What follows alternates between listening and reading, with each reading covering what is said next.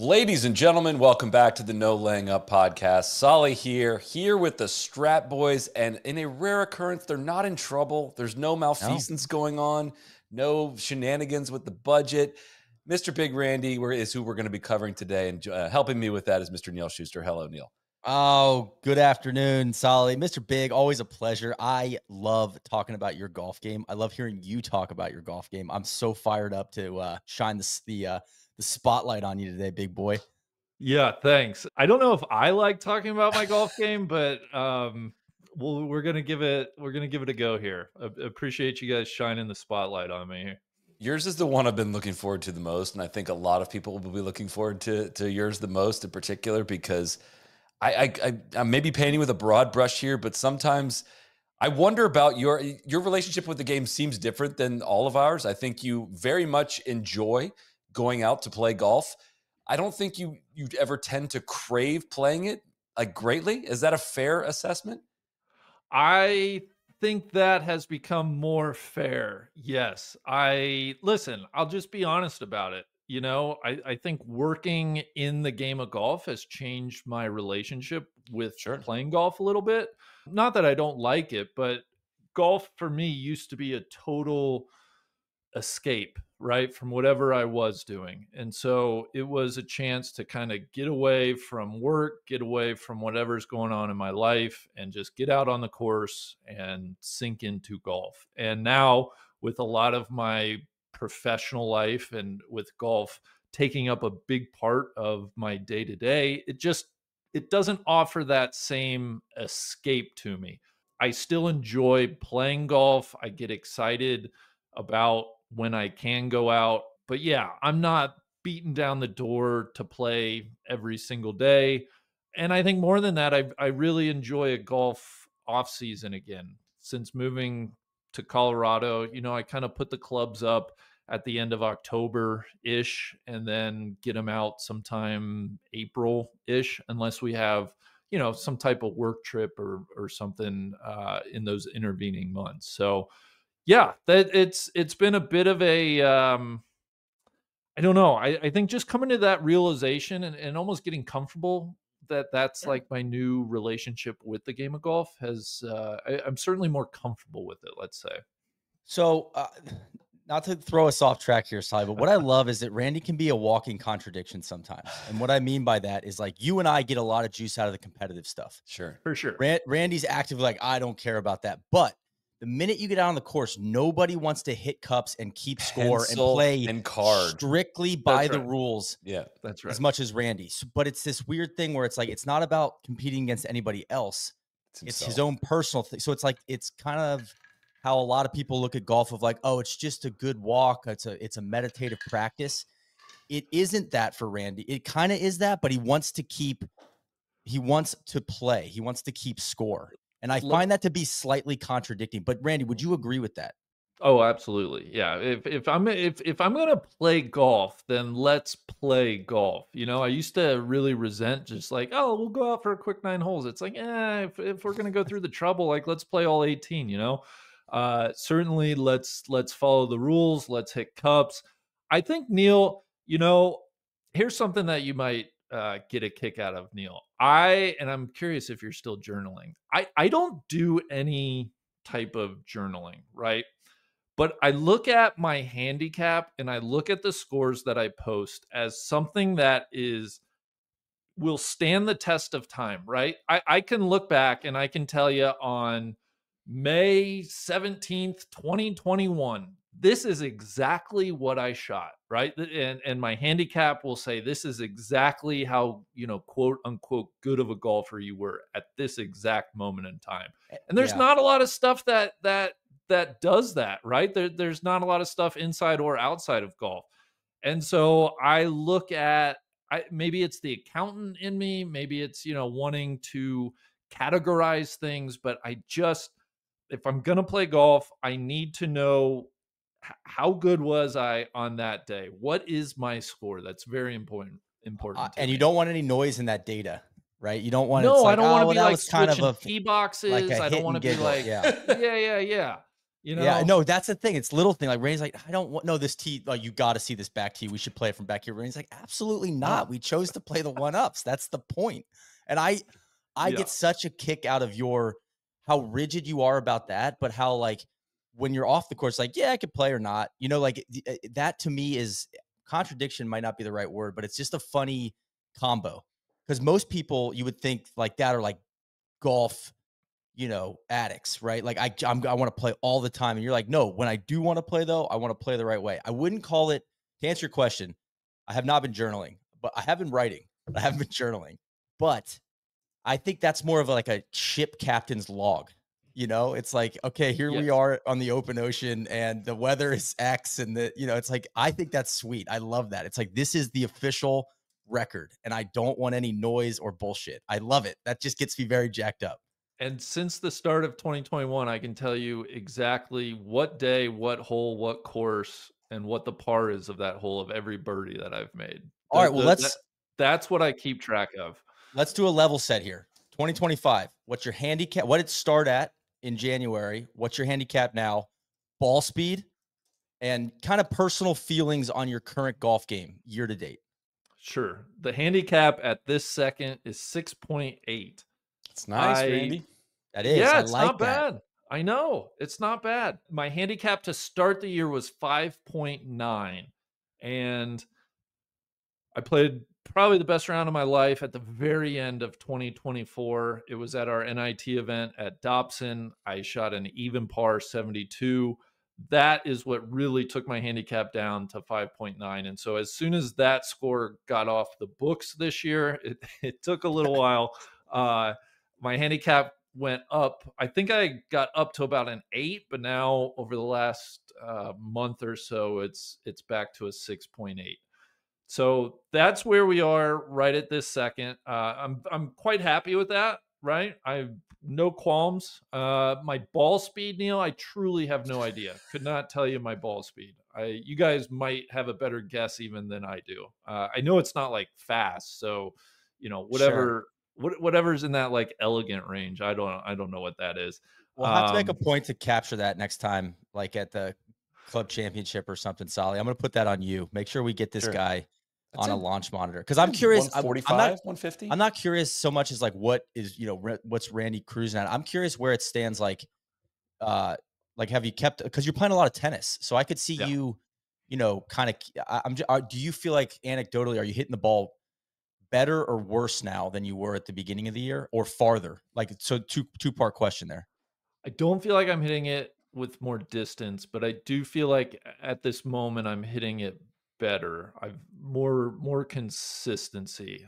I think my golf game through the years always kind of ebbs and flows throughout a season, just based on if I like a swing thought or you know maybe if I'm happen to be in a stretch where I'm playing a decent amount of golf versus not playing a decent amount of golf. Uh, but yeah, at the moment we're feeling good. I think the biggest thing, and maybe this can lead into like some of my equipment stuff, but I really think over the last, let's call it 5 years, and certainly going back longer than that, I am hitting my driver so much better and more consistent than I think I ever have in my life. And, you know, what's a good drive for me? You know, two I mean, gosh, like I'll like 230 to 260, right? Somewhere in that range. But I stand over the ball on the tee box and I have a good idea of not only what I'm trying to do with it, but I have a very good idea of where that ball is going. And I found that golf is a lot more enjoyable when you're driving the ball well. And it certainly helps the scoring when you're getting off the tee. Before we move on, I'm curious as far as like personal feelings on the game. I love watching you hit the ball, Randy. I mean, because you've no secret you're tall, but like the way that it's a very athletic move because you drop the hands, you get in. I'm jealous of how inside out you get on the golf ball. It's something I really, really, really struggle with. So I'm wondering, and I also know you're like me. You like to ride that swing feel like Seattle That's all Slew, I got. baby. That's all I So got, baby. what are we working with right now? What is the feel that you're going for when you're hitting it well? Yeah, we have kind of two main feels, I'll say, and then some like subsidiary feels. I think everybody's probably best when they're not thinking about a lot. Can't be My stacking those feels, baby. Right. The worst habit, the very worst thing I can do, and I feel like I've done a much better job of this over the last couple years. I think on takeaway, I used to really roll the club face open. And I guess how I think about that and how I verbalize that is like my first move at takeaway, I feel like my wrists, especially my right wrist, would kind of roll open. That club face would get very open. And I feel like that, if you're going to do that, you're just like, you have to time up the kind of flip of the wrist at the bottom of the swing perfectly, time and time and time again. So my biggest thing is to try to keep the wrist and the club face from rolling open on takeaway. It's almost like, for me, it's a shut feeling. I'm sure the club face is not shut and it's probably still a little bit open, but it feels much more shut. And so then when I kind of drop in from the inside, it's a much more freeing motion through the ball where I'm not feeling like I got to perfectly time kind of a flip at the bottom. So that's like the overarching one. And then my second big one, if anybody who's seen me swing, and there's video out there, I tend to get behind the ball, and I think my hips and kind of my lower body can sway out in front of me. And so the thing that I'm trying to think of is like making my golf swing turning like I'm up against a wall, right? And so that left hip for me, that lead hip, don't let it sway forward. Kind of feel like there's a wall up against me and I'm turning more like that hip behind me. I think those two things are generally have been a good guiding principle in my golf swing. And I think that, yeah, those are kind of the two overarching ideas that I bring to the golf course and I try to think about ahead of most shots. I think there's no other golfer that I play with that I can almost, because I'm not a swing nerd, but I can kind of see it, Randy, at the top. If that right side, you think about it like your left hip's going, out, you're swaying. Yeah. I see it like it's a total collapse. It's like you're like folding on yourself on the right side. I'm like, that's not, it's like, and it takes a while for that club face to get down to the ball. I'm like, that's not going to go well. It's like, there's enough time for me to like comprehend that before you make contact. And I'm like, oh, that's not going to be a good one. Yeah. And I just get such a kick out of watching you hit it. I love it, man. Because when he's hitting it good, man, it looks really easy. That's right. Really easy. And it looks athletic, and it is athletic to get that club in the slot the way you do. So I just want to make sure, because I love playing with you, that you're enjoying the game. Like, that's important to me. You know what I'm saying? Like, I'm sincere about that. Like, I get jacked up when Randy is jacked up, and I want him to be jacked up to play golf. You know what I mean? Yeah. So I think I've had a lot of enjoyment from the game of golf this year, and I kind of put them in three buckets. One, have been able to take some wonderful trips, and I think some of these trips will play into some future answers. But Soly, getting to go to Northern Ireland with you and DJ, and then running it back in Milwaukee, like those were very fun, like work golf trips, right? I just got back from like a personal golf trip to Sand Valley, not a work trip. Those are becoming fewer and further between for me, but it's really nice to be able to just take a trip where you're truly just playing golf. You don't have to think about like what you're going to say about a hole, a course, whatever. You're just out there playing golf. And then I've tried to be more active in our roost here in Denver, and not only playing in some stroke play events, but I'm in this like fall 2-man best ball kind of tournament setup. And that brings me some fun too, Neil, to your point. It's like a little competition, you're out there playing a match with a buddy against, two other guys. And yeah, that's what I enjoy. Those have been, I enjoy playing golf. I'm not the guy that needs to go bang balls on the range 4 times a week. Like that's never been me, and that I don't think that will ever be me. Okay. Well, I know you're a gearhead, so Soly, we got to hit the what's in the bag. We'll get to that. It's like only excuse I'll make for you here, Randy, is I think you're going to get some people that roll their eyes at what you're saying about working in golf and not having that disconnect, or not having that outlet as you play. I totally just want to vouch for you that I see where you're coming from there. Like there is a mental energy that goes into working in the space for 40, 50, 60 hours a week at times, and like not wanting to necessarily reach for a club and go play at the end of it. Like that makes total and complete sense to me. So I'm bailing you out. I'm trying to help you out. Well, if anybody can't understand that, like maybe. Well, no, it's not that people can't understand it. I think it's just like fuck this guy, man. Like he gets to work in golf and he doesn't want to go play. I don't know. No, I think it's the way I feel that sometimes too. The way I would phrase that is like I think the pros far outweigh the cons, but there are some burnout stuff to that, of like when it's like, yeah, we're going and technically you think it's free, but it's not free. You got to we have to create content out. It can be very mentally taxing in a way. And then there's pressure on like, well, if I don't hit the ball well, like I'm going to get made fun of for the next 6 months or maybe 6 years. If it's you got to wait like 4 months until it gets published. It just kind of like adds up. It's just like clouds your mind. You're like, you know what? I think I'm just going to go play tennis. Well, and that's more than anything is just like, I guess I'm looking for something that, yes, like golf, and we think a lot about it, we talk a lot about it, it's just in my mind, and so I'm looking for activities where I can go and like get away from all this stuff that's just constantly going on in my mind. And so tennis has kind of filled that void, Neil, as you say, for me. Yeah. So what is in the bag, Randy? What take us to your golf bag? Yeah, driver, GT1 driver, and I love it. I said I've truly been I was in a TSR1 and have made a smooth transition to the GT1. Let me train you up just a little bit on this. That's a Titleist GT1 from Titleist, the Titleist golf company, I believe. Yes. TSR1, it was you, Nelly Korda, Zach Blair. I got to think that those Nelly were the Zach, big three. who knows what they're playing now. It's a 12 degree. My GT1 is a 12 degree, and I have it set at the A3 setting, which I think even promotes more loft. So like, I'm sure my driver's up maybe 13 and a half degrees, but it's beautiful. I should mention the ball, the Titleist, the Pro V1X. The X is for people like myself that need more spin. So the Pro V1X is the golf ball I use. Going down through the bag, I have 2 woods, fairway woods, 5 wood and a 7 wood. Now they're each lengthened a bit. So my 5 wood is really like the length of a 3 wood. My 7 wood's the length of a 5 wood.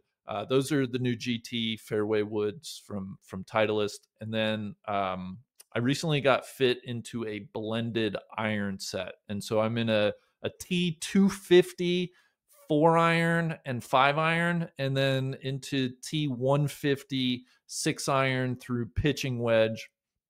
And then the SM10, my wedge gapping, I have a 50 degree, a 54, and a 58. I've kind of been on that 4 degree differences for the last few years now. So and what are you chipping with these days, Randy? You bumping that 5 wood at all? Time to time, not as much, if I'm being honest. I found the hybrids to be a little bit more comfortable than the 5 wood bumping around the greens. I reach for the 58 more than anything. I do a lot of my chipping with the 58. I'm trying to get a little bit better with the 54. Sure. And just a little bit more oomph on some of those longer pitches from around the green, and trust and it'll have some check on it. So yeah, a lot of 58s, but trying to mix in some 54s. And, when we do get to go across the pond, I get a big thrill out of, bumping like a 7 iron or 8 iron or something like that when I can. What about putter? Oh, the putter is a rotating cast of characters. I believe the one I'm gaming now is the Phantom 5, the Scotty Cameron Phantom 5. It's probably my most consistent putter. I have like a mallet Scotty Cameron that I don't putt well with at all. It looks great, but I'm like, I probably shouldn't use that. And then I got a really long, it's not behind me. I got a really long, it would be like a belly putter, I think, to most normal people. But you were exploring like putter, exploring the space a little bit on the arm lock.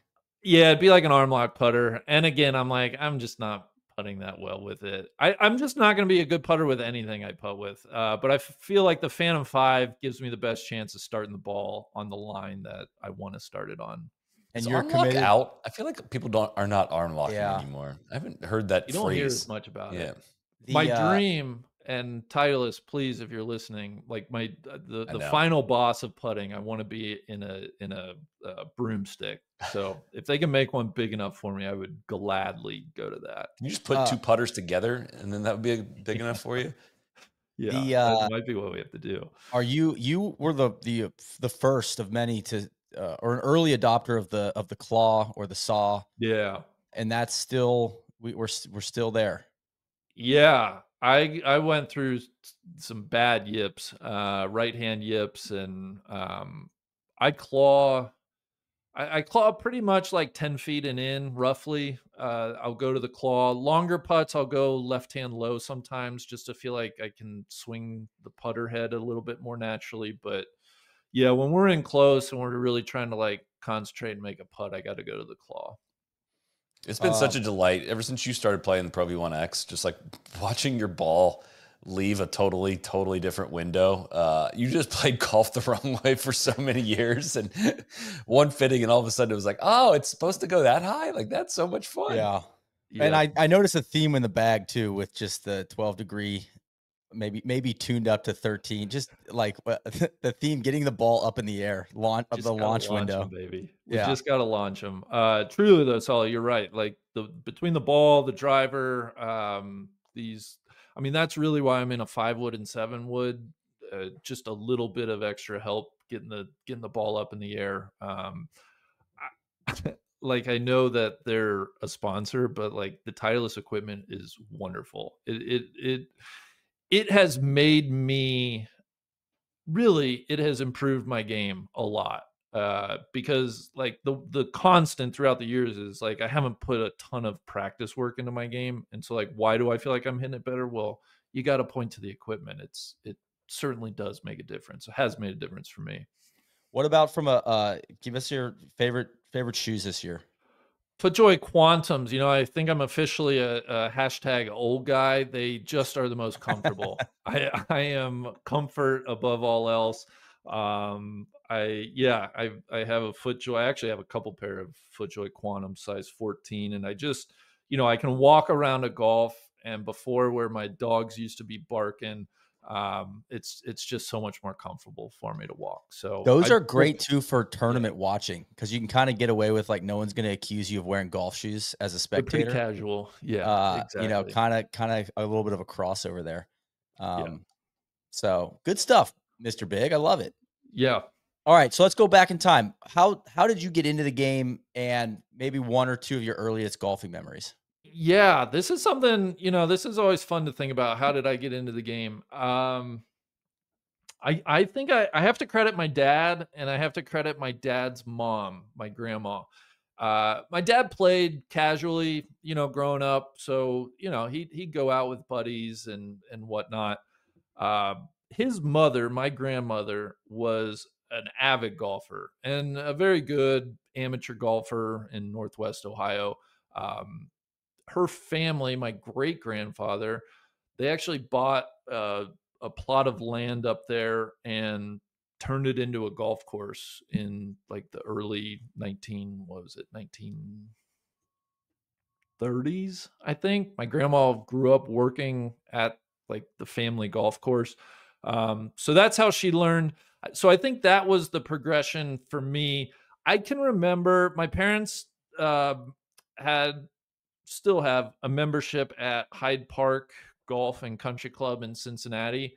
And I think like the earliest memory I can remember doing one of those kids clinics, where I'm sure it was like Monday to Friday for a couple hours each day.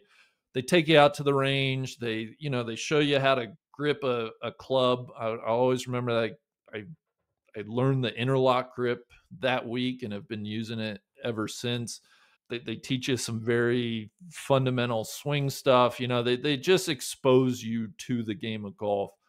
And so I think that's really how I started. When I would go up to, What age would that be? Sorry. if I had to guess, maybe 6, 7 years old. I would say.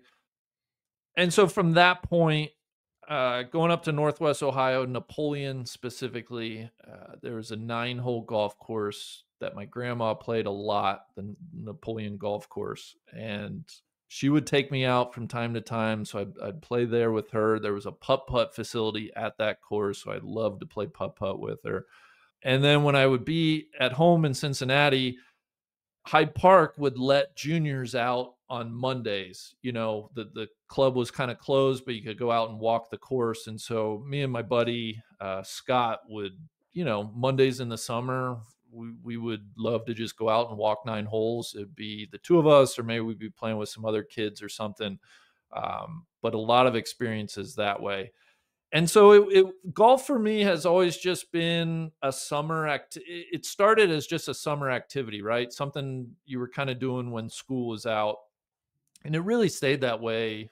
I mean, all through my life until NLU really took off. The other like vivid memories that I would certainly shout out, I had a good friend get a job at the Little Miami Golf Center when he was 2 years older than me. I want to say he was probably 8th grade, 9th grade. And so a group of us would always go down. It was very close to my house, the Little Miami Golf Center. And it was wonderful. They had 9 holes regulation golf course. They had a 9-hole par 3 golf course. They had a big putting green. They had a driving range, and they had an 18-hole putt-putt course. And so we would go down, we'd get dropped off, we'd have a few bucks, we'd pay to play the par 3 course. Usually you could spin that usually a couple times. They didn't make us repay or anything. We go mess around on the putt-putt course. We'd grab a hot dog and a soda, and just, you could spend 8 hours there on a nice summer day. And so that's what I did a lot of, kind of 5th, 6th, 7th, 8th grade, was I think where I really came to enjoy and really sink further into the game of golf. Wow. Getting joy out of a short course. I never know. thought I'd hear it. Which Right. 9-hole course, a par 3, Putt-putt? it's like, yeah, exactly. Unbelievable. I know. Soly. I know. What's happened to this old curmudgeon? He Yeah, I've hates lost short my courses way. now. Did you work at a golf course at all growing up? I did. Not in high school, but when I transferred to Miami in college, I came home and worked at Cincinnati Country Club for 2 summers. So I worked as a bag boy, 2 of my favorite summers. They were very generous with our playing privileges. Not only could we play on Mondays, they would let us go out any time that the tee sheet wasn't full, which, like, at a nice private club in Cincinnati is crazy when I look back on. Rainey had a standing Saturday morning tea time. Yeah, pretty much. So I played a lot of golf. That guy's not doing anything. Just send him out of the course. Get him out of here. No, truly. I mean, you just rock up and, yeah, I'm gonna go out and play this private. Anyway, it was a great job. Loved the guys I worked with. A lot of stories. Just I think everybody should work at a golf course. So I did that for 2 years, and then I mean, I went back in my 30s and worked for a season and a half up at Boyne. Yeah, that was a loaded question. I knew that, but I was thinking more like I forgot about that. Yeah. So I did put in more time. I just worked the front counter and did a little caddying and outside work from here and there. If anybody's curious about that, Tourist Sauce, what was that, season 6? Michigan. Michigan. Yeah, like episode 7, I think. It's just a pretty much a deep dive into Randy's career, post college career, which was awesome. Last thing on the kind of getting into the game. Any mentor other than your grandmother and your dad? Any early golf mentor, a coach, or someone maybe you worked with, or a guy out at the Little Miami spot that you just remember?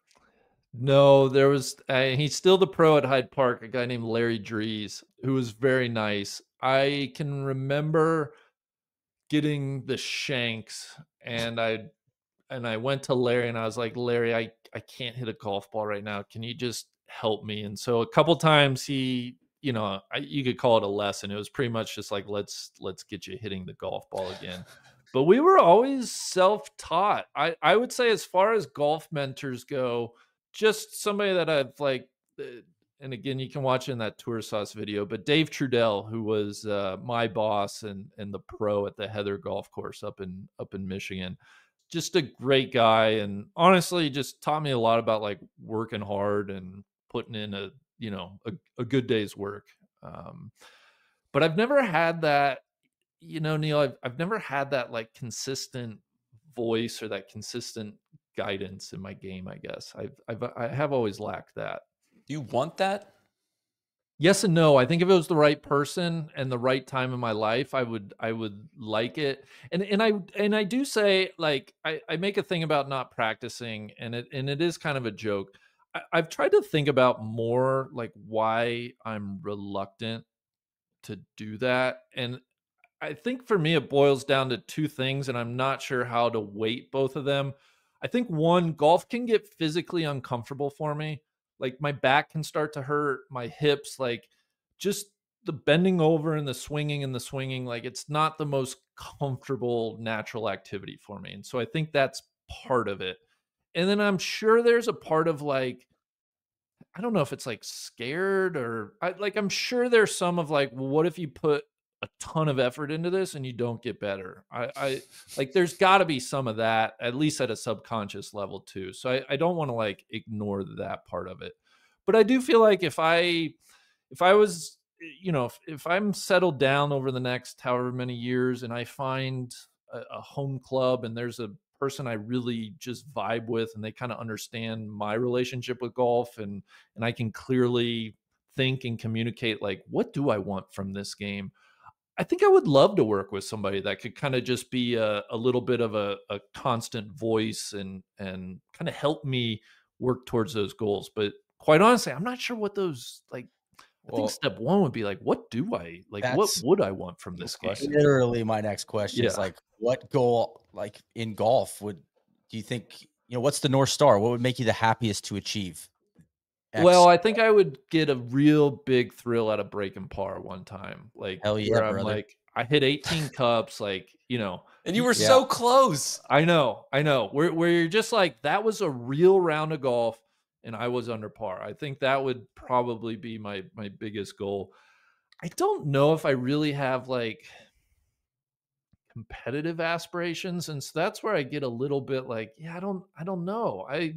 That's a I great mean, goal. I mean, yeah, yeah. you don't need to have competitive aspirations. I think you play golf for a totally different reason. Like you play for your own personal, score anyways. Like yeah, I don't think you need to have competitive aspirations. I think my goal in golf would be to find a consistent game with a group of people that hey, Saturday morning or maybe it's once twice a week where like Solly, like the Thursday Jacks game was Yeah. probably the closest I've gotten to Yep. that. Where it was just like, yeah, the Thursday, yeah, let's play golf. That's I think I'm a little bit away from that still in my personal life. Ideally it'd be we're settled somewhere on the home front for the next 10, 15 years. And maybe, honestly, maybe it's joining a club or a country club and, having something like that. I think I would really enjoy, but we're not quite there yet. I, And I then, think we're all, at least I'm yeah, in the same boat. Like the consistency, because that's what takes some of the things that don't want to make me play golf are like when it's an all day affair or it's like yeah, you don't know who the fourth is. Like my buddies here in the city that they stink, but they're playing a lot of golf and they have this foursome. They're the bogey boys, and they go play like Diker Beach at like 5 a.m. And I'm like, I'm like the alternate, and but I feel left out. I'm like, what the fuck, man? Like that, I'm craving that a little yeah, bit, but I yeah, also know that like that doesn't really fit for me right now. Like they don't. right. None of them have like a kid, and they're.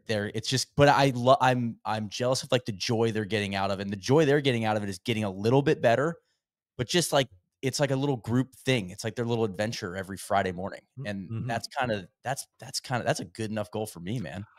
I look at my good bar. If anybody Yeah, knows him, we mention him here. My brother-in-law Eric belongs to Makatiwa in Cincinnati, and I kind of look at his relationship with golf. He plays a lot. He's got a good group of people that he plays with, and then he gets excited for the Makatiwa like big events, right? You know, he's got his name on the board. He's won a couple of them. I could see myself getting to a point like that where it's like, you know, maybe it's the club championship and it doesn't have to be like the first flight, you know, maybe it's whatever flight I'm in, like, that could be fun. You know, I could, you know, maybe get up for something like that. But I think God, that will getting your name probably on the board. Throw that be on the my short extent of it. list. Yeah, yeah. Just getting your name on a board somewhere, I think The other thing is a I was thrill. thinking about too is I'm almost sheepishly like I have now most of my friends from college are really into golf and we don't have an annual like trip. Like you said, we play a lot of golf for work. But I'm like, man, I'd like to have like a buddies trip. Like and Good Bar has that, right? The Yeah, Boyne Cup. And I think yeah, that kind of annual thing to look forward to as it also doubles is basically just like a reunion with your friends as everybody scatters is also kind of on my hit list a little bit. yeah. A good buddies golf trip. I mean, we we're in a strange position where like I know. it's work, but we're friends. So it's like we do those, but yes, I think just like the buddies trip where it's like, yeah, you're not worrying about work stuff is those are nice. And it's just hard to justify leaving to go play more golf when we leave to play as much golf as I know. It's super relatable. But speaking of golf trips, there is a great opportunity out there. You guys know how much we love Rhoback, Chris polos. I'm rocking my big Tex polo. I didn't realize this when I I'll ordered get this the shirt. But these are this little state of trap Texas girl one. on repeat here. The subtle dog logo, most comfortable hoodies on the planet. But we've teamed up with Rhoback and Aaron Hills to give you a shot at a bucket list golf experience. You and a friend will join 2 members of the NLU crew for an unforgettable round of championship golf at Aaron Hills. Again, your prize includes said round of golf with 2 of us at Aaron Hills Championship Golf Course, 1-night stay in Aaron Hills world-class cottages, a travel credit to get you there, $1,000 in Rhoback gear to look and feel your best on the course. Go to rhoback.com/NLU to enter. It takes 30 seconds. You might end up teeing it up with one of us, 2 of us on one of the top golf courses in the world while enjoying some of the best gear out there. Again, rhoback.com/NLU to enter. Man, that $1,000 in Rhoback gear will have you looking and feeling your best. Yeah. As well. The submission closes September 28th. Yeah. But we cooked this one up in July, baby. Excited about this. I think we're look to schedule sometime in the spring or summer of next year. But And listen, if I get to be on that trip and play against the winner, let's play a little friendly, you know, $2 match and we'll hit cups. hell I yeah. can guarantee you that. Hell yeah. What a thrill that would be. Randy, what's the like top round, your favorite round? You can go any route with that you've played in the last 12 months. Guys, I've been fortunate to play some like really, really good golf courses. Soly, it's Royal County down. And it's a combination, I think, of 4 factors. Obviously, great golf course. The weather could not have been better. The company could have been a little better, but it was okay. Sure. It's fair. I kid. It's fair. And then the fourth like variable that probably puts it on top of, like, for instance, Cypress Point for me. I felt in control of my golf ball the entire round. So I felt like I was golfing, right? So that was the one in the last 12 months where I'm just like, man, you bring together 4 factors right there, and it just doesn't get any better than that. It's true. I mean, I try not to let it when we're filming impact my like opinion of a course, but it's just such a head start if you're hitting the fairway. Like I could miss 18 10-footers and still, if I'm hitting, approach shots consistently, I'm like, man, fun day. Like that. It's kind of that simple for me. So that resonates with me, Randy. Yeah. What if we expanded that beyond 12 months? Like what's the favorite golf experience you've ever had? Your top golf experience you've ever had? This was not on the agenda, so I did not. I'm springing this on you, but I'm curious your answer here. Listen, I think I can think of a few things. First time going to Bandon Dunes, just seeing the courses out there, seeing the property, what a treat. I say the same thing about Scotland and St. Andrews specifically. Just could not be more my shit. Love, love, love that. Beyond that, I mean, certainly like that round at the NIT last year from a pure golf standpoint was like, oh wow, yeah, that's probably the best round that you've had to this point. I think though, like if it's like one specific, Solly, I think this was not on that first tour of Sauce to Scotland. I think it was going back and when we were it was before we had taken the group to Bandon. We went over and we were doing like the Masters live shows. Yep, 2022. Yep. And I think we got out to Ely at Yeah. that point. And it was just like the nicest evening, kind of. And I don't know if I felt as just happy and content on a golf course than kind of back there by like 9, 10, 11, 12. Like, I don't know, man. Like on a nice evening, the sun's getting a little lower, the sky, the ocean. It just is like, I just don't think it gets any better than that for me. So I would agree, but I get that feeling anytime I'm on the back nine of any course and I can't see anybody else. And I think that's one of my favorite things about golf. Like you could hit me with that at like Sweetens Cove. I feel that way all the time. When you're like, oh, I see one group, like I'm on 3 green and there's only one other group over on 1, and you're just like, hell yes, you know, it just feels like everything's good.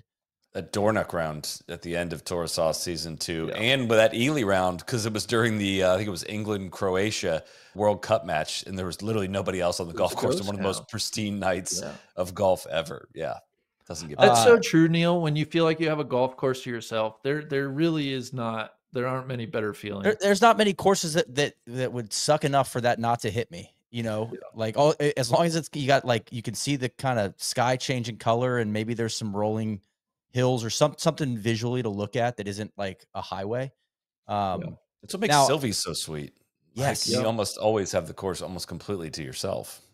Randy, I'm going off the agenda too, but I'm curious about this question for you. Do you think your best golf is ahead of you or behind you? Oh, that is such a good question. You know, I think I'm a better golfer now than I have been. And so I think my best golf is ahead of me because I think I need to become a better putter. I need to get more consistent with my fairway woods and my long irons. But I am confident my best golf is ahead of me. And like, what other activity can you say that about? You know, physical one that we're Solly. What do you think about that? You think your best golf is ahead of you or behind you? I regrettably believe it is behind me. I don't think it has to be. I think this is like, I got news for you. You weren't that good, Solly.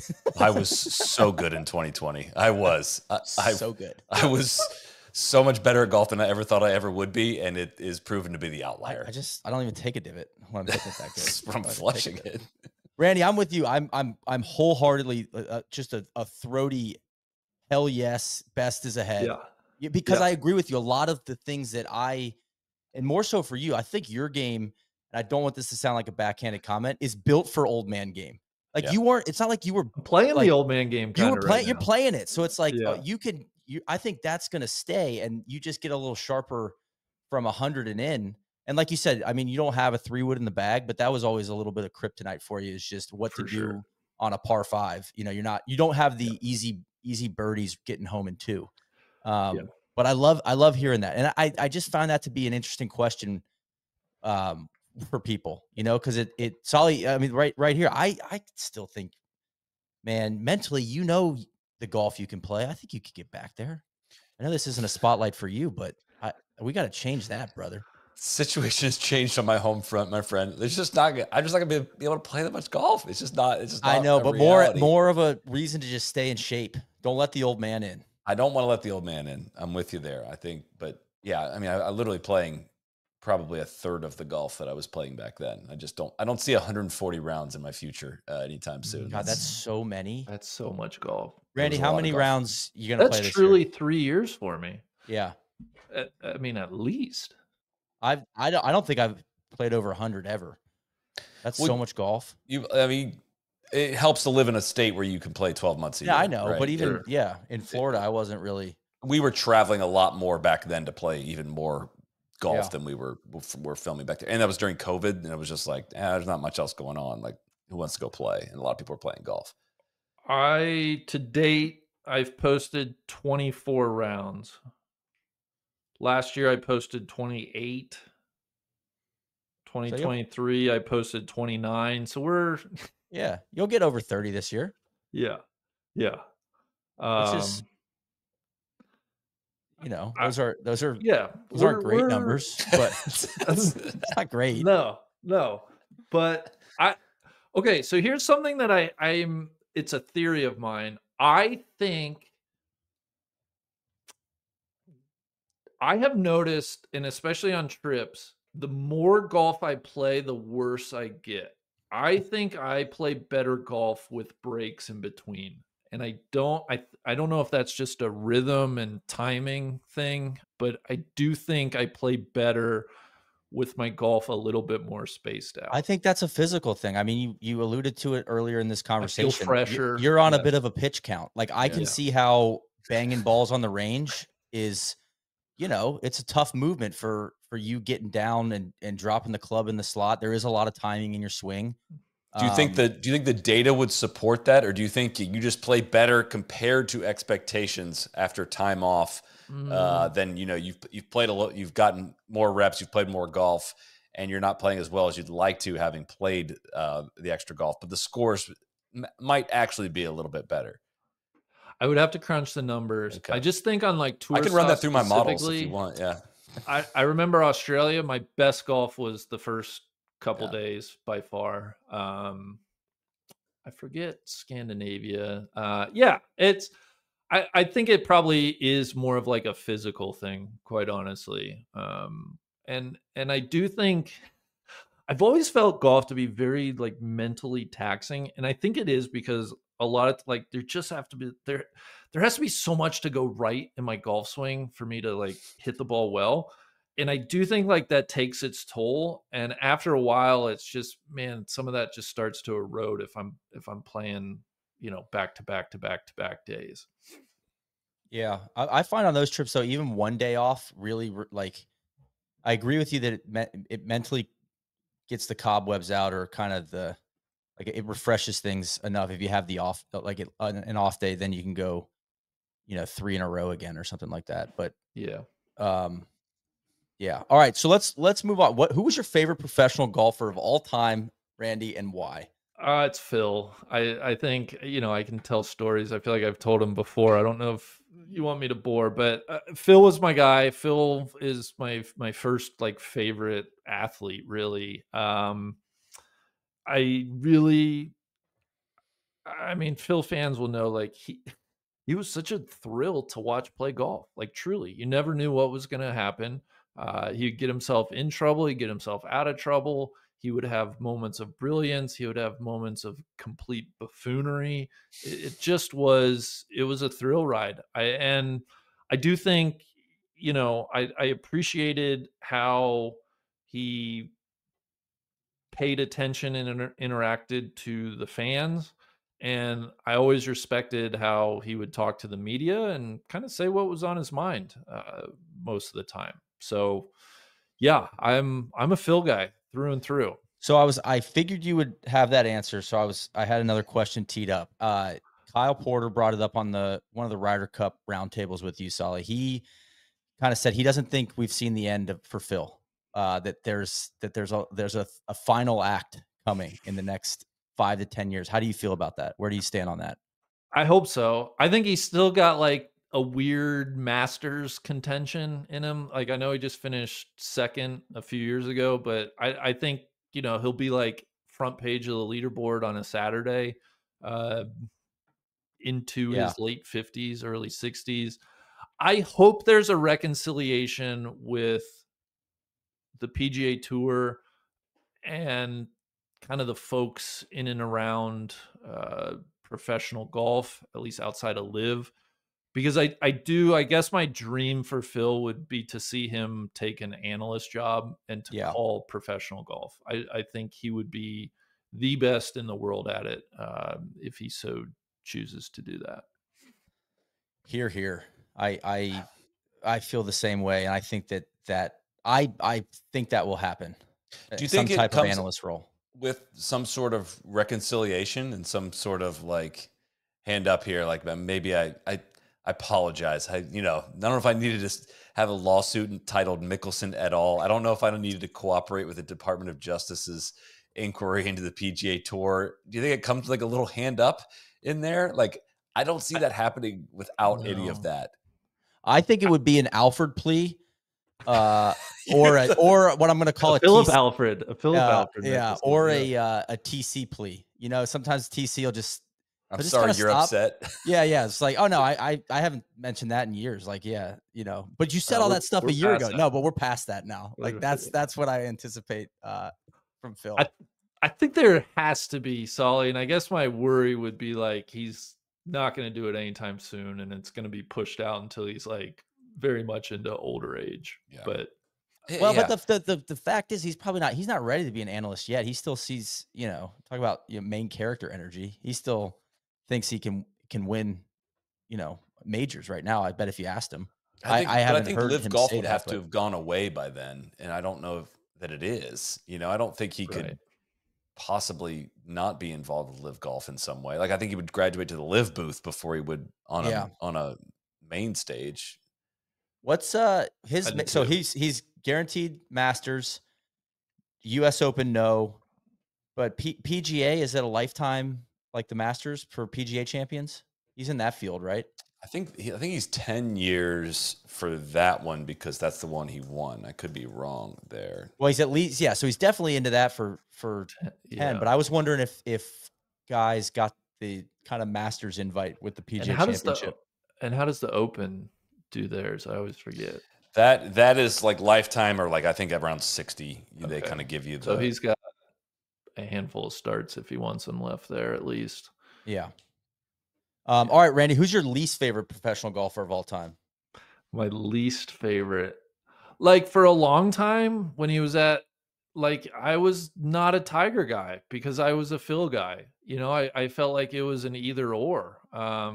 So that question for a long, long time was Tiger Woods, and that was mainly because of the quote unquote rivalry with Mickelson and just how damn good and inevitable he was, right? Like he was everything Phil was not. They were such good polar opposites of each other there for a while. So I say that more as like coming from like a fan and rooting perspective. Like I just was against Tiger because what a tough stretch that was for you during the just to clarify, just watching Tiger win everything and you just not liking it. Yeah. He is exempt. Phil's exempt in the PGA Championship for life. That is a lifetime exemption for life. Sorry. Yeah, that's why it was like so going to Winged Foot in 26. Had Phil closed that would have been his third straight major, and he would have had a look at the Tiger Slam, which is like unthinkable, right? That was a real heartbreaker there. Any honorable mention? Any other just not the one he blew at Marion is really the one. Not Phil. I'm talking about least favorite golfers. We're off Phil now. Okay. Least favorite. I'm trying to think of like guys that like I viscerally like. Listen, the Ricky stuff was a bit that turned into like, oh yeah, no, I'm not rooting for him. I'll preface all this by like I've never had a least favorite golfer because of like who I perceive them to be as a person. So not personal. It's more like not my tempo. Just take it away. Take it away. Yeah. It's like how I love to root against the Chicago Cubs, right? Like that's when I talk about least favorite golfers. Yeah, Ricky would be on that list for a little while there. Bryson, but I don't mind Bryson these days. Listen, Rory at times has found his way onto that list for me. Who else? I'd never really rooted against him, but I never could get into Ernie. They're just I never interesting. Yeah, I just never got there. Anybody else on the women's side, like Lexi, doesn't really do it for me. Yeah, that's that's probably the extent of it, I guess. All right, we'll go back quickly to personal golf. If you could ask the genie for one thing to help your golf game, what would it be? Oh, like teach me how to hit a consistent fairway wood. I've never quite gotten I've never quite gotten that. I thought it was going to be putting related.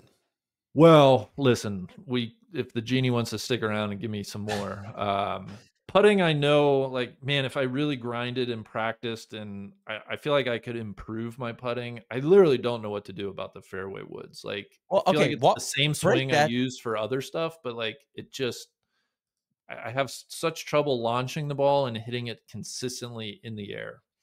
Okay, so I was gonna say that's always surprised me. Like, what is hard about it? You just struggle to get it airborne. Yeah. Like I don't know if it's like coming so far inside and like sweeping the ball. It just is tough with fairway woods. But I've never been able to hit them well.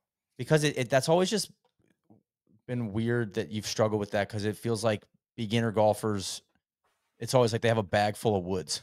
Yeah. Beginner. And I always think like not that you're a beginner, but like people that are struggling to hit the golf ball. I know what that sounds like, but you know what I'm trying to say. Yeah. No, I do. Like if someone was like, "Hey, you were struggling to get the ball airborne," they'd be like, "Hey, let me fill your bag up with like hybrids and woods." Like when I'm faced with like 210 to 225, I don't feel confident. I don't feel comfortable. There was a time there I hit hybrids really well, and often I wonder if I should just go back to hybrids. But I don't know. If I knew the answer, I would try to fix it. I truly don't know the real Achilles heel with me in fairway woods. But I think that's what I would ask the genie. I almost think about it like maybe it's somewhat mental or subconscious, where you're trying to lift the ball because you've had such That could be scar tissue of like not trust, like, man, I can't get this airborne. So because I remember I was doing my driver fitting last year, and Lucas, the fitter, was like, I was launching at like 5 or 6 degrees, and he was like, you are trying to you know, this is a problem, and you've been trying to manufacture a launch angle. And that's why you're hitting the spinny ball. And he's like, we just need to change I went to a 11-degree driver, and it was like, oh, now I don't have to do that anymore. So I wonder if that's some of it too. I suspect you're very right about that, where I feel like I have to do something to really get the ball in the air. And it's like, no. Like the club will do that. You need to just worry about kind of making a good swing. Yeah. It's interesting. Well, I think if you were, I don't know, if you could also just wish for, with the genie, you could wish for more distance, and then your mid irons get up into that level, and and then you're kind of covered off. Oh there. God, I was surprised. I thought Randy was going to be like, I wish I wanted to be a speed freak. Well, if you did want to be a speed freak, you can go to thestacksystem.com/NLU and use code NOLAYINGUP for 10% off a bundle there on that website. Let's go. Listen, it's a great tool if you want to increase speed in your golf swing. It's a great tool if you want to get more dialed in with your wedge distances. It's a great tool if you want to figure out if you have some questions about your putting, about left to righters, right to lefters. Did my putting better with the mallet, with the saw grip? You can enter all that data into the Stack app. They've got great training tools to help you with essentially anything you want in your golf game. It's fantastic. I've become a bit of a speed freak out there. I can swing a driver much faster now than I could before I started the program, and it's been really fun to do. I need to get a little bit more diligent into the wedge and putting activities, but I just go in my backyard, do a good stretching routine. It walks you through how to stretch, tells you exactly what ways to swing, how often to swing them, how long between sets and how long between reps, measures everything, gamifies it, sends you encouraging messages. It's great, Randy. So I really would like to see you get into this. Go to thestacksystem.com/NLU, code NOLAYINGUP, 10% off a bundle, and it is going to change your golf game, I promise you. Randy, you know what would get me into the Stack? What's that? And I bet it would. I should do it because I want more speed in my tennis game. It would 100%. And you would love the warm-up routine that I now try to do a shorter version of it. It's so much more beneficial to do that versus hit balls like before a round. It's like, why don't you just get loose? Which, talking about some of your, the way your body feels sometimes with golf and it not being a natural motion, it's like, and that's not groundbreaking stuff there. It's even got a pre-round priming session you can do where you get loose and you do a few fat swings. Like it's just meant to warm you up for your round. And then, you go to the first tee, like warmed up instead of taking 2 holes to get warmed up. It's great. That's nice. All right. Well, I know we'll have an end of year goal. That's one I need to write down for goals pod next year. I like kind of like hitting balls once a week. That was so sick.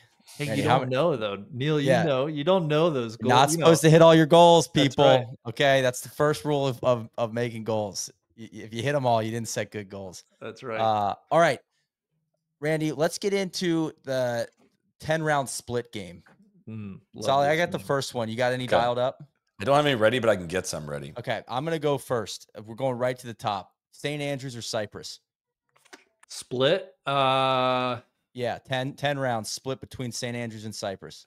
I mean, it's a cop-out, but I think 5-5. That is a cop-out. But we'll get to your list of top 10 favorite courses here in a moment. Soly, you're up.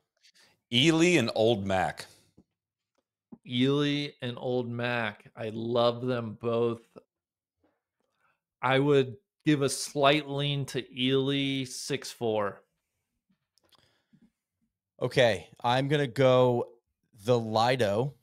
God, I stink. I panicked right before I said that. The Lido or Somerset Hills Country Club. Oh, my gosh. I have played each of those one time, and it would be like 9-1 Somerset. Okay. All right. Because I thought you gave some really good praise of the Lido. Because you played it last week, right? Yeah. I love that the Lido exists. I love the history of it. I think it's a course that would be fun to play once a month, maybe. Okay. I misread that. Maybe once a quarter. But I love everything about it. All right. Well, let me hit you with Somerset though, because I know how much Somerset's so good. It's awesome. Freaking love Somerset. The small little clubhouse, the 2 9s that feel a little different, the walk. We'll throw another heavy hitter in there. Pine Valley. Versus Somerset. Yeah. I would rather play Somerset. I think it would be like 7-3 Somerset. Hell yeah. What about Mammoth? Anybody has Somerset membership literature they want to send, I can be your cheerleader. Did you play Mammoth Dunes on this most recent trip to Sand Valley? Yeah, we played everything at Sand Valley once. It's Mammoth Dunes or Pacific Dunes? Oh my God. I think Mammoth Dunes 7-3. Wow. Because I would like to get out to Pacific and test myself, see if I still hate it from time to time, but Mammoth is like so fun. My tempo. It's so fun. It's like fun. easy. It's fun. It's easy. It's like golf should be fun sometimes. Sure. That's really interesting. You know what I compared it to on the trip? Neil, you'll like this. Mammoth is like going against the scout team defense. Yeah. Like hell they're giving you looks, but they're not, they're running cards. They're running cards. Yeah. I need you, come on. Like you thought them up here, but like we want this play to go well. Like the fake punts coming. Don't go up and under. Like scout we're team all here just trying to help us execute better. They're just giving us looks. That's such a good way to put it. I really like that one. All right. I'm trying to think of a good one here. Because I have one, but I want to pair it up with the right. Soly, if you've got one, go. Have you played? Here. Have you played Shore Acres? No. Or Chicago Golf? No. Very blind in Chicago. Chicago and Long Island, very blind spots for me. All right, I'm gonna throw one out like Kingsley or the Rawls. Oh, Kingsley. I love Kingsley. That would be like 10-0. Kingsley. Okay. God, because I thought the Rawls was I like the Rolls. Yeah. But I was trying to give one the setting at Kingsley, the walk, the hard to beat. Yeah. Another bad choice by me. I stink. Stupid. Lido stinks. I thought you were gonna say Kingsley or Crystal, which would be a interesting one. I think I would lean slightly Kingsley just because it's a bit more fun. I only played Crystal once, but Crystal I remember just thinking like, damn, this is hard. Royal Melbourne East, Royal Melbourne West. Oh, West 8-2. Okay. I mean, East is just harder, I think. East is hard. Yeah. That's how I felt about it. All right, Randy, let's get to the main event here. In descending order, your top 10 list of favorite golf courses. Yes. In the world. I know it's my list. I can do anything. So guys, what I did with this, I made a list of courses. To be on my list of favorite 10 courses, I have to have played it more than once. Okay. Do you think that's fair? I feel like to know a course, you got to play it more than once. It's your list. Yeah. If you have to, part of that exercise, bucket. can I read through some of the courses that are not going to be on my list because I have played them one time and one time only? Please. Is this a humble brag session? Pine Valley, Royal County Down, Royal Melbourne, Royal Portrush, Royal Dornoch, Kingston Heath, LACC North, Terra Eady, Pebble Beach, Ballybunion, Crystal Downs, Lahinch, Carnoustie, Cow Club, Old Town, Somerset, Castle Stewart, Lido, Porthcawl, New South Wales, Croon Bay, yeah, on and on and on. There are so many good golf courses. I've been so lucky, but I've only played them once, so I didn't feel comfortable making. You can go to any top 100 and you can see where those courses are. So my only criteria, I have to have played it more than once. We'll start with number 10. It's always going to have a soft place in my heart. When I have trouble falling asleep, I play this course mentally in my mind, and that is the Hyde Park Golf and Country Club in Cincinnati, Ohio. It's a Donald Ross course. They're actually doing great work to it. I think I might not even recognize some of the holes since when I was a kid, but just prototypical Donald Ross, small piece of land, greens that go back to front. Great place to play golf. Zoysia fairways. I think that's partly why I'm such a sweeper. That ball just sat up on those Zoysia fairways. But that's my 10. I'd like to unpack you playing that course to go to sleep, but we can. Do you guys ever do that? Like when you have trouble? I haven't, but I might need to. Oh yeah. Because you're big on like the sleep stories. Big. Just take yourself to a golf course intimately and just start playing the round mentally. I feel like you won't make it to the back. I mean, do you play it honest, or is it like you're hitting every fairway and green? I try to hit every shot. Yeah. But I'm saying, do the shots go well in your dreams, or is it like? I actually don't see the shots that specifically. It's more like, okay, I'm in this area of the course, and now I've played my shot, and I'm moving up to this area of the course. Okay. Wow. Yeah. All right. I love it. Take me to number 9. Number 9 is just it's proper. It's a great test. It's a real treat every time I've gotten to play it. That's the Harbor Town Golf Links in Hilton Head, South Carolina. Okay. Good selection. Yeah. Number 8 is the only local course to where I am now that's going to make the list. Guys, the Colorado Golf Club, Corin Crenshaw, is outstanding. It is. Yeah, it is. It's just a really, really, really good golf course. Such good visuals out there too. Kind of like the mountains are like, it's just vast. And I don't know, even when I see pictures of it, it just has you can like spot that course immediately. Like I know exactly where, like what place I've been there. I've only been there once. Or no, I guess maybe twice. But yes, that's fantastic, Randy. Number 7, another good test. I'd be lying if I said I really enjoyed this course from the jump, but I've come to appreciate it, and I think it will always be one of those places where like it's a litmus test for me, and that's Pinehurst number 2. Number 2, yeah, Pinehurst number 2. Welcome to Donnie's place. That's right. You think you're playing well right now? Go play Pinehurst number 2, and let's see if you're actually playing well right now. That's what that is for me. And you'll be in the one ball club. Yeah, it'll be comfy. It could be a comfy 0 for 4 at the dish, but you're gonna find out where your game stands after playing the deuce. Number 6 is my favorite course in northern Michigan, and that's Kingsley Golf Club. I just think it's fun. It's a wonderful setting. It's a great walk. I really, really enjoyed Kingsley. That is number 6 for me. Here. Number 5, I can report I get to play this. I think it'll be the 3rd time I get to play it. going out and seeing Poosh in Santa Barbara. It's the Valley Club of Montecito. It's a Dr. Wow. Mackenzie joint. And listen, is it bougie? Hell yeah, it's Strap boys bougie. are dead. You guys sold out. You stink. I hate you Listen, guys. Glad you NLU's said it. cooked.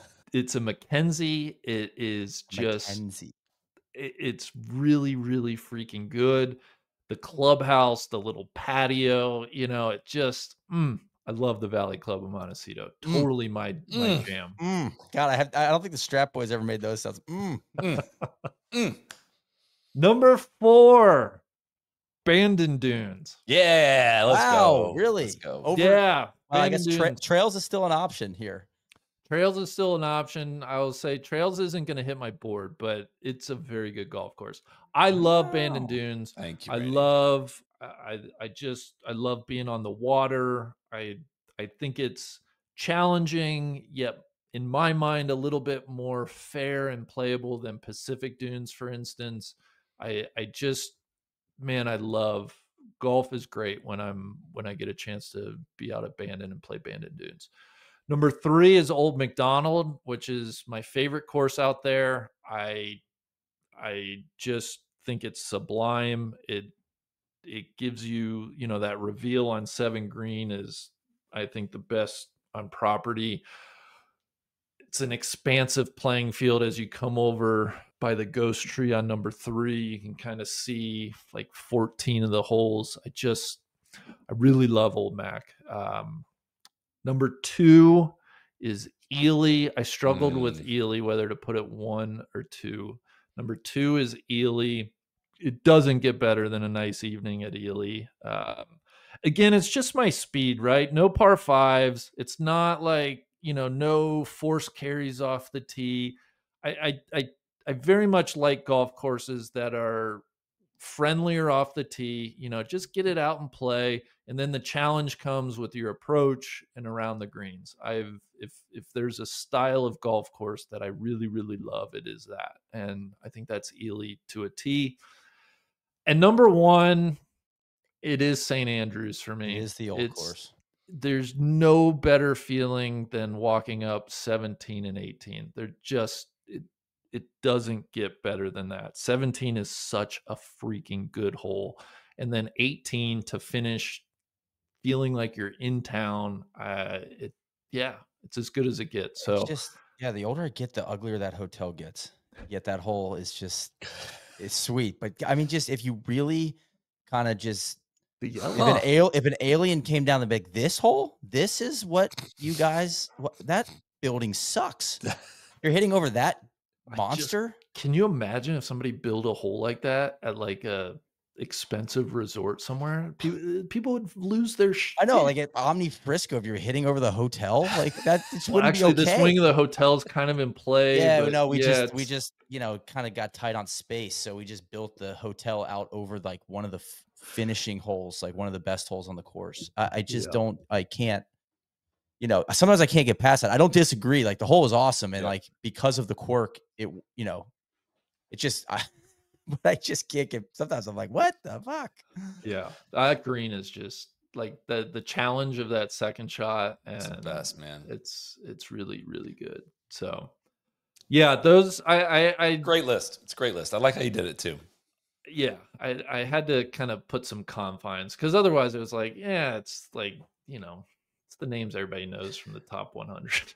Well, and I think I said this on last week's pod too. The one time I played Cypress, I was like, I mean, yeah, it is what I thought it was. It's extremely good. Like, yeah, that checks out. Didn't like blow my socks off, like, but it was obviously very, very, very good. And then walking it for 2 days, the Walker Cup, I'm like, oh my God, this is the greatest golf course in the world. Like, I totally missed this. I didn't even understand it with this pin. And oh my God, this is incredible. I totally missed it the first time around. So I think that's very fair to eliminate. That's a great way of doing it. I had to think about that one a little bit more. Yeah. Here's a question that you haven't asked me, but that I asked myself. Of the courses I've only played once, what would be top of the list if you could go anywhere and play again? And the one I settled on is Royal Melbourne. Yeah. I think either the West course specifically, or if I got to play like the composite course. But I just think that more so than Cypress or Pine Valley.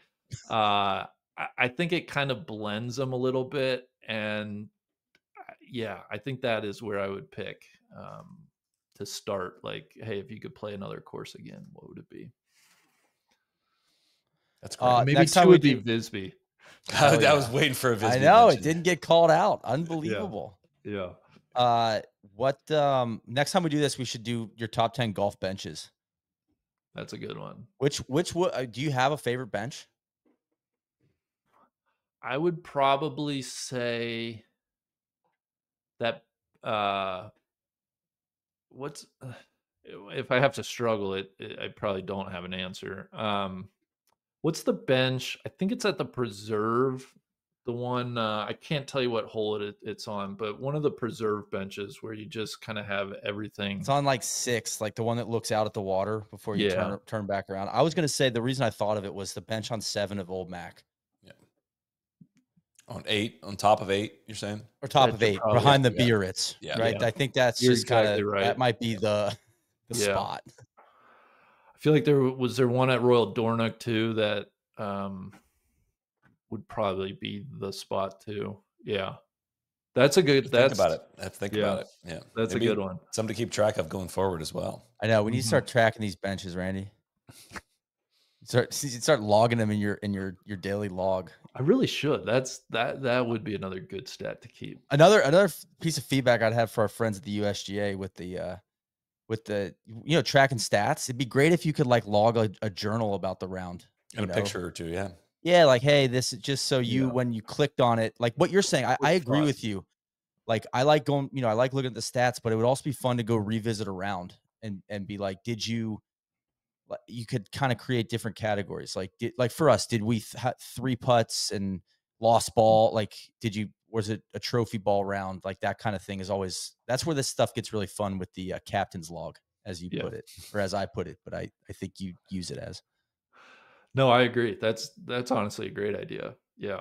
Just a couple quick thoughts, maybe snap a picture or something. They do well to do something like that. Last question, Randy. What gives you the biggest satisfaction in golf? This was such a fun question to think about, and where I have landed is hitting a shot exactly how I imagined it and intended it. I think is the biggest satisfaction in golf for me. Like, that's everything, right? That is golf. That is golf. And I spend so much time, so much of my golf experience is like managing misses and reacting to like, it's not really what I was thinking. But like when you do hit those shots where it's like you imagined it, you had this intention, and that's exactly what the ball does. God, that's a thrill. I think. All right. Then the natural follow-up is what one from this year can you paint me a picture when you've done that this year? Okay. Let me, you put me on the spot here. I mean, it's anything. It can be a great approach shot. It can be a drive that kind of like, I want to start it at this and kind of peel it off. I guess I don't have I wish I had a better answer for you there, Neil. I do. I think the one from my Sam Valley trip that immediately springs to mind, just because it's fresh in my mind. We were playing Mammoth. That 18th is a par 5 at Mammoth. The wind was very up, and it was into us on that 18th hole. And I mean, like, pretty good wind. For me, I remember I had like a 155 shot for my third, and I pulled out a 5-iron, and my intent was I'm going to choke down. I'm going to think about this as about a 185, 190 shot to give you an idea of the wind. I'm going to start it right of the pin. I'm starting it right at the flag because I don't want to be too far right of it. Anyway, make the swing. The ball just jumps off the club face for a 5-iron. The wind kills it, comes down about 12 feet pin high left. And it's like, that's what I was trying to do. That's exactly what I was trying to do with this golf ball.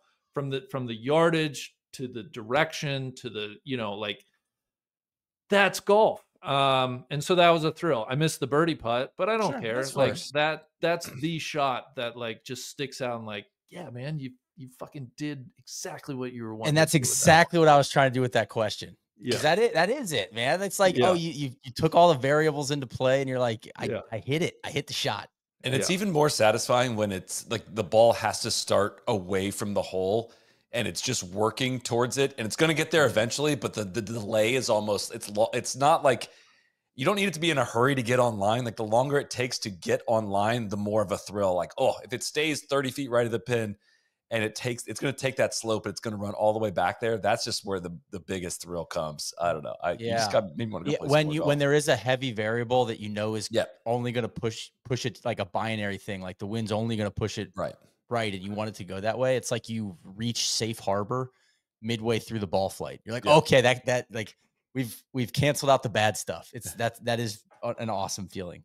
Michael Bamberger and I, after I interviewed him for the podcast, he took me, we went and played Marion West, which oh god, that place rules. Obviously like the sister course to the east. Yeah. But just kind of smaller, quirkier. Anyway, this all reminds me, we were having a conversation, Neil, and I think this can be the beauty of links golf, is like hitting a proper shot, right? And sometimes you got to play 30 feet away from the pin, but you know that you have hit the shot that was called for and you hit a proper shot.